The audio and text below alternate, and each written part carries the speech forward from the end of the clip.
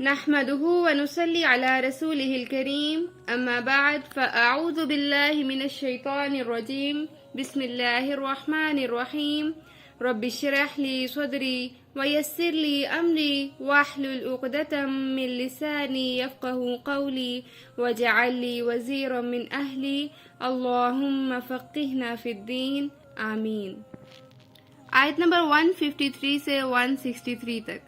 یا ایھا الذین آمنوا، اے لوگو جو ایمان لائے ہو، استعونی تم مدد مانگو، بالصبر ساتھ صبر کے، والصلاۃ اور نماز کے، ان بے شک اللہ تعالی مع الصابرین ساتھ ہے صبر کرنے والوں کے۔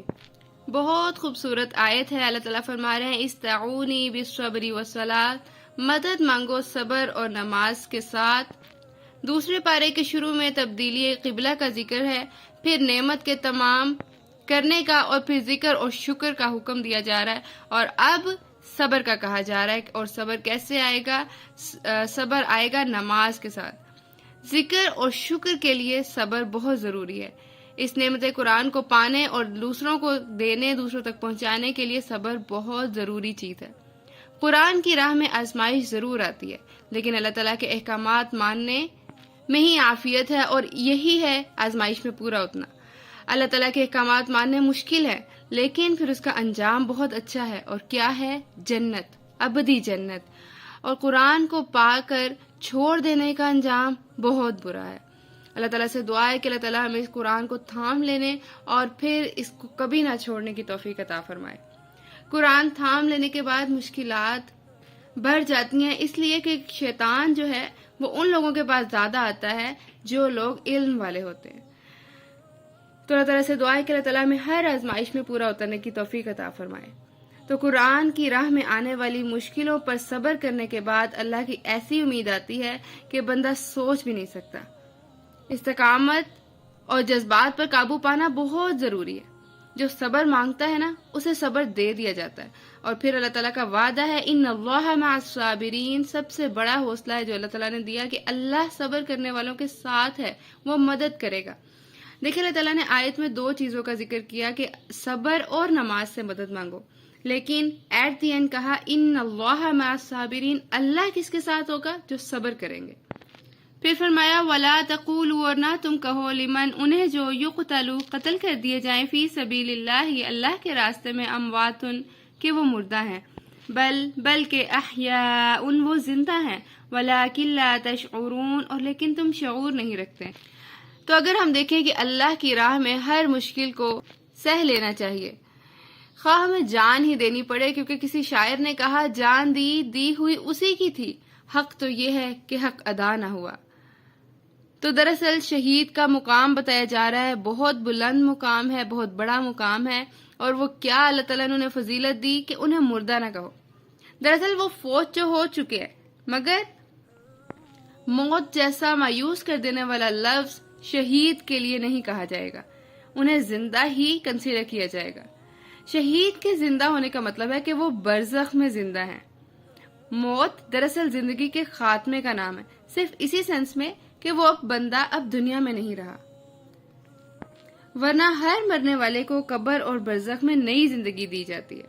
اگر ہم دیکھیں کہ انتقال کا کیا مطلب ہے، تو انتقال کا مطلب ہے منتقل کر دینا، مائگریٹ ہو جانا۔ تو دراصل جو بھی کوئی مرتا ہے وہ بیسیکلی اس دنیا سے دوسری دنیا میں یعنی عالم برزخ میں منتقل کر دیا جاتا ہے۔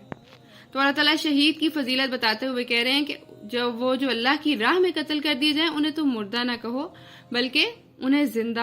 بلکہ وہ زندہ ہیں، لیکن تم شعور نہیں رکھتے۔ یعنی اللہ تعالیٰ نے ان کی ایک طرح سے فضیلت بیان کی ہے۔ پھر فرمایا وَلُنَبْلُوَنَّكُمْ، اور البتہ ہم ضرور آزمائیں گے تمہیں، بِشَيْءٍ ساتھ کسی بھی چیز کے، من الخوف خوف سے، والجوع اور بھوک سے، ونقص اور کمی کر کے، کس کی کمی؟ من الاموال مالوں سے، والانفس اور جانوں سے، والثمرات اور پھلوں سے، وبشر الصابرین اور خوشخبری دے دیجئے صبر کرنے والوں کو۔ تو دیکھ لیجئے کہ امتحان تو ہوگا، آزمائش تو آئے گی، کسی کو کیسے اور کسی کو کیسے آزمایا جائے گا۔ سورہ احزاب میں اللہ تعالیٰ فرماتے ہیں اور شدید آزمائے گئے مسلمان اور بری طرح ہلا دیے گئے۔ مدینہ میں ایک روز اتنا خوف تھا کہ نبی صلی اللہ علیہ وآلہ وسلم نے فرمایا کاش آج کوئی مجھ پر پہرا دیتا کہ میں سو جاتا. یعنی آزمائش تو رسول اللہ صلی اللہ علیہ وآلہ وسلم پر بھی آئیں، اور یہ آزمائشیں کھوٹے اور کھرے کو الگ کر دیتی ہیں. تو اللہ تعالیٰ نے جو آزمائشوں کا ذکر کیا اس میں پہلی چیز ہے من الخوفی، خوف سے. اگر ہم دیکھیں تو خوف ہمیں فیوچر کا ہوتا ہے کہ پتہ نہیں آگے کیا ہوگا، تو اللہ تعالیٰ کہہ رہے ہیں کہ خوف جو ہے وہ بھی ایک آزمائش ہے. پھر والجوع، جو بھوک کی آزمائش. اگر ہم دیکھیں کہ ہماری فائنینشیل سچویشنز، ہمارے بزنس، ہماری جابز، یہ ایک وقتی آزمائش ہوتی ہے. اللہ تعالیٰ وقت کو بدلتے رہتے ہیں، تو لہذا یہ جو فائنینشیل آزمائشیں ہم پر آتی ہیں، اللہ تعالیٰ سے دعا ہے کہ اللہ تعالیٰ ہمیں پورا اترنے کی توفیق عطا فرمائے، کیونکہ اللہ تعالیٰ کہہ رہے ہیں وَلَنَبْلُوَنَّكُمْ، ہم البتہ ضرور آزمائیں گے تمہیں. ایمفسائز کیا اللہ تعالیٰ نے اس ورڈ کو. حضرت ابو ہریرہ رضی اللہ تعالیٰ عنہ کہتے ہیں کہ میں نے صفا والوں میں 70 آدمی ایسے دیکھے جن کے پاس چادر تک نہ تھی، یا فقط تہبند تھا یا فقط کمبل تھا جس کو انہوں نے گردن سے باندھ رکھا تھا، جو کسی کی آدھی پنڈلیوں تک پہنچتا تھا اور کسی کے ٹخنوں تک، جسے وہ اپنے ہاتھ سے سمیٹتے رہتے اس ڈر سے کہ کہیں ان کا سطر نہ کھل جائے. تو اگر ہم دیکھیں تو صحابہ کرام پر بھی الجوع یعنی بھوک کی آزمائش آئی. بھوک سے مراد صرف کھانا پینا نہیں ہوتا، بلکہ ہر طرح کی نعمتیں جو انسان استعمال کر رہا ہے اس کی کمی کو جوع کہتے ہیں. حضرت عائشہ رضی اللہ تعالیٰ عنہ نے کہا کہ اے میرے بھتیجے، ہم پر ایک ایسا وقت بھی گزرا ہے کہ ہم نے آگ نہیں جلائی، ہم نے کھجور اور پانی پر ہی گزارا کیا. اللہ اکبر. پھر آگے اللہ تعالیٰ فرما رہے ہیں وَنَقْصٍ، اور کمی کر کے. اور پہلی کمی کیا ہے؟ من الاموالی، مالوں میں کمی کر کے. مال کی کمی اور مال کی زیادتی دونوں آزمائش ہیں. اگر ہم صحابہ کرام کی زندگی کو دیکھیں تو ان کا بھی ایک لائف سٹینڈرڈ تھا. ان صحابیوں کا جو مائگریشن کی وجہ سے اپنا سب کچھ، اپنا سٹیٹس اور اپنا مال کھو چکے تھے. حضرت ابو موسیٰ اشعری سے روایت ہے، وہ کہتے ہیں کہ ہم نبی صلی اللہ علیہ وآلہ وسلم کے ساتھ ایک لڑائی کو نکلے. ہم 6 لوگوں کے پاس ایک سواری تھی، حتیٰ کہ چلتے چلتے ہمارے پاؤں پھٹ گئے، اور میرے تو پاؤں پھٹ کر ناخن بھی گر گئے. اللہ اکبر. تو اللہ تعالیٰ مالوں کی کمی سے بھی آزماتا ہے. پھر اگلی آزمائش ہے نفس کی آزمائش. وہ کیسے آتی ہے؟ موت کا ہونا، جان کی کمی ہو جانا، جانوروں کی کوئی وبا لگ جانا کہ جانوروں کی تعداد میں کمی ہو جائے، اسی طرح جیسے مس کیریج ہو جاتا ہے. تو یہ بھی اللہ تعالیٰ کی آزمائش ہے. پھر اللہ تعالیٰ کیسے آزما رہے ہیں؟ وَنَقْسِمْ وَالثَّمَرَاتِ، کس کی کمی سے؟ پھلوں کی کمی سے.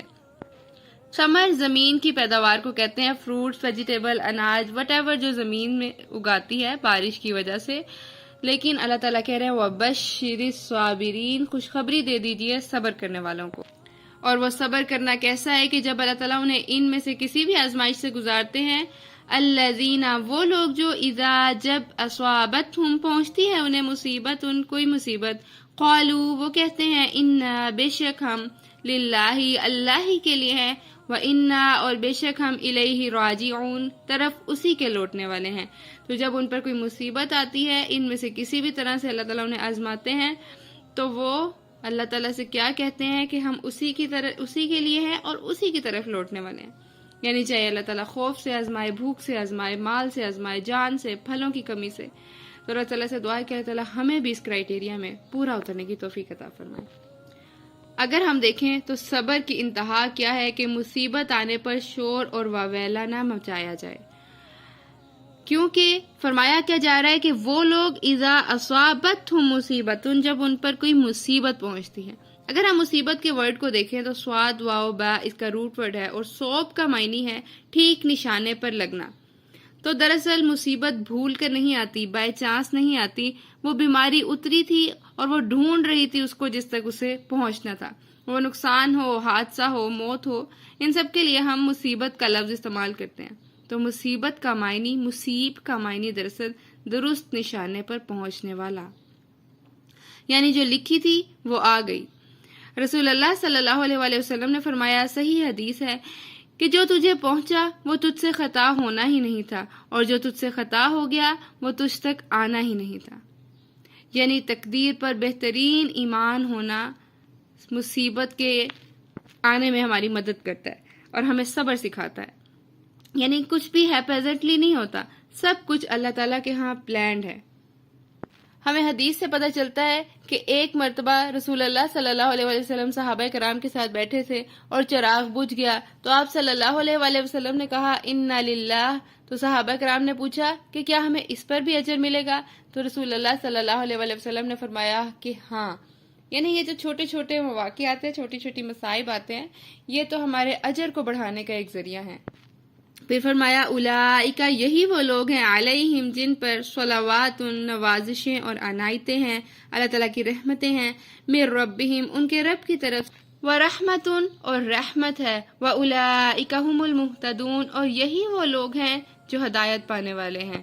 اب یہاں ایک کرائٹیریا بتا دیا گیا کہ ہم المہتدون کون ہیں، ہدایت پانے والے کون ہیں، جو مصائب پر انا للہ کہتے ہیں، مصیبت پر صبر کرتے ہیں، رجوع الی اللہ کرتے ہیں. ان کے لیے پھر اللہ تعالیٰ کا وعدہ ہے کہ رحمت، اجر اور پھر ہدایت.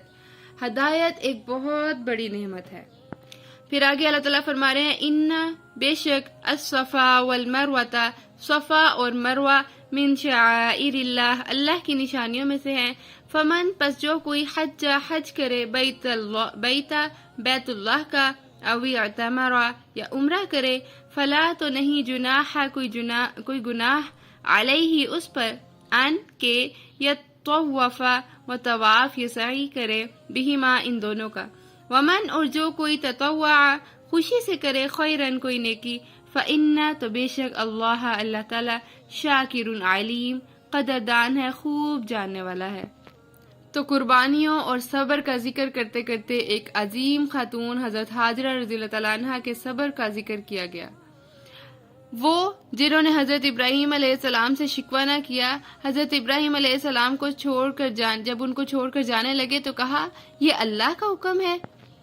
حضرت ابراہیم علیہ السلام نے اشارے سے جواب دیا کہ ہاں. تب کہا کہ تب پھر اللہ ہمیں کبھی ضائع نہیں کرے گا. یہ ایک مضبوط ایمان تھا حضرت ابراہیم علیہ السلام کا اور حضرت ہاجرہ علیہ السلام کا. پھر صفا و مروہ پر ان کے چڑھنے کا عمل ہمیشہ کے لیے باقی رہا. اب تو صفا و مروہ پر ایئر کنڈیشن ہے، ماحول ہے، لیکن تب اگر ہم دیکھیں تو کتنی مشقت تھی، کہ صحرا تھا. اور اب تو اس کا فرش بھی ٹھیک ہے، لیکن تب ٹیلے تھے، چڑھنا دشوار تھا. لیکن پھر بھی وہ اپنے بچے کے لیے چڑھتی گئیں پانی کی تلاش میں. اب ہم دیکھیں تو اس کے آس پاس گھر ہے اور تب کچھ بھی نہ تھا، چرند پرند، بلکہ وہاں کوئی انسان بھی نہ تھا. تو ایک عظیم صبر تھا جو حضرت ہاجرہ علیہ السلام نے کیا تھا، اور اللہ کو ان کا یہ عمل اتنا پسند آیا کہ اللہ نے انہیں نشانی بنا دیا، شعائر اللہ کہہ دیا. کہ شاعر اللہ اسے کہتے ہیں جس چیز کو دیکھ کر اللہ کی یاد آئے. تو صفا و مروہ کو دیکھ کر اللہ یاد آتا ہے. اور پھر فرمایا ومن تطوع خیرا، اور جو کوئی خوشی سے کرے کوئی نیکی، فإن اللہ شاکر علیم، تو بے شک اللہ خوب قدردان ہے، خوب جاننے والا ہے. یعنی اگر ہم دیکھیں تو ہم روزانہ جتنے بھی کام کرتے ہیں، اگر وہ سب اللہ کی خاطر کیے جائیں تو وہ نیکی ہیں، وہ ایک اچھے کام ہے. لیکن اب وہ ہمیں کرنے تو ہیں. تو یہاں ہمیں ایک لیسن یہ بھی مل رہا ہے کہ ومن تطوع، کہ وہ ہم خوشی سے کریں تو اللہ تعالیٰ اس کی قدردانی کرے گا. اللہ تعالیٰ دراصل نیکی دیکھتا ہے. اللہ تعالیٰ کو دراصل اخلاص مطلوب ہے. یعنی صفا مروہ کی بات کر کے، وہ ایک عظیم مشقت والا کام کر کے اللہ تعالیٰ نے یہ بتا دیا کہ کوئی بھی چھوٹی سے چھوٹی نیکی بھی کی جائے تو اللہ تعالیٰ اس کی بھی قدردانی کرے گا. لیکن پیچھے شرط کیا ہے؟ اخلاص نیت کیسے آئے گا؟ خوشی سے، اللہ کی خاطر کیا جائے. پھر فرمایا ان الذین، بے شک وہ لوگ، یکتمون، جو چھپاتے ہیں، ما، اسے جو، انزلنا، نازل کیا ہم نے، من البینات، واضح نشانیوں میں سے، والہدی، اور ہدایت میں سے، من بعد، بعد اس کے، ما، جو، بیناہ، واضح کر دیا ہم نے اسے، للناس، لوگوں کے لیے، فی الکتاب، کتاب میں، واولئک، یہی وہ لوگ ہیں، یلعنہم اللہ، لعنت کرتا ہے ان پہ اللہ، اور وَيَلْعَنُهُمْ، اور لعنت کرتے ہیں ان پر اللاعنون، لعنت کرنے والے.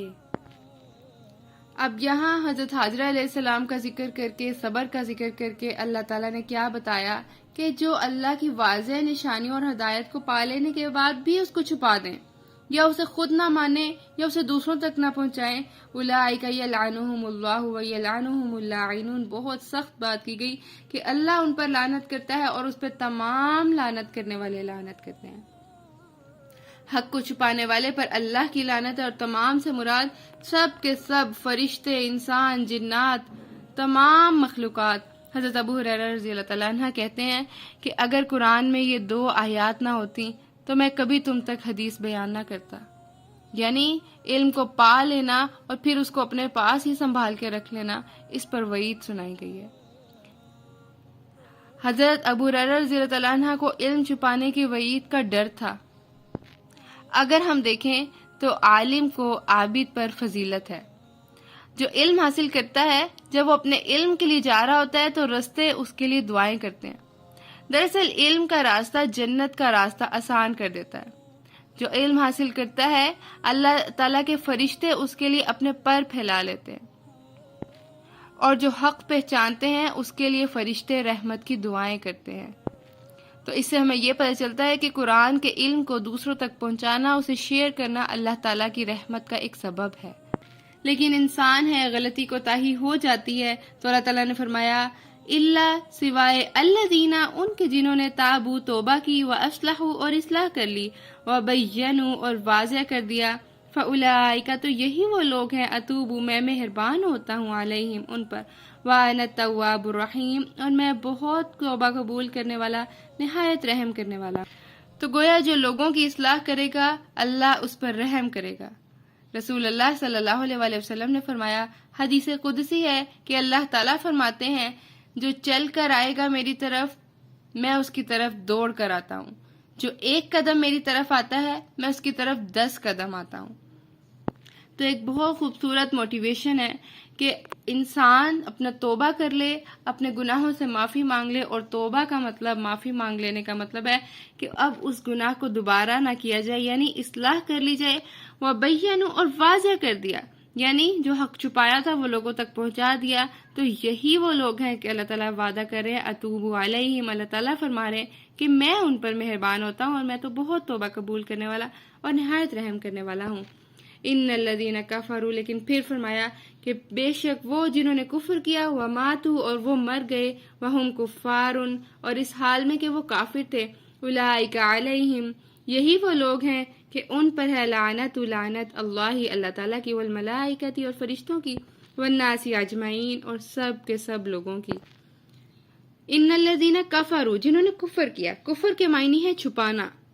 اور ایمان کیا ہے؟ ایمان ہے ڈکلیریشن کا نام، دوسروں کو بتانے کا نام. تو یہاں اللہ تعالیٰ کہہ رہے ہیں کہ جنہوں نے توبہ کر لی اور اصلاح کر لی تھی تو ان پر تو اللہ مہربان ہو گیا، لیکن جنہوں نے نہ توبہ کی نہ اصلاح کی بلکہ اسی ڈٹائی میں رہے، انہوں نے کفر کیا اور اسی حال میں وہ مر گئے، تو اللہ تعالیٰ فرما رہے ہیں اگین کہ ان پر لعنت ہے اللہ کی، فرشتوں کی اور سب کے سب کی، خالدین ہمیشہ رہنے والے، فیہا اسی میں، لا یخفف نہ ہلکا کیا جائے گا، عنہم العذاب ان سے عذاب، ولا اور نہ ہم ینظرون وہ مہلت ہی دیے جائیں گے.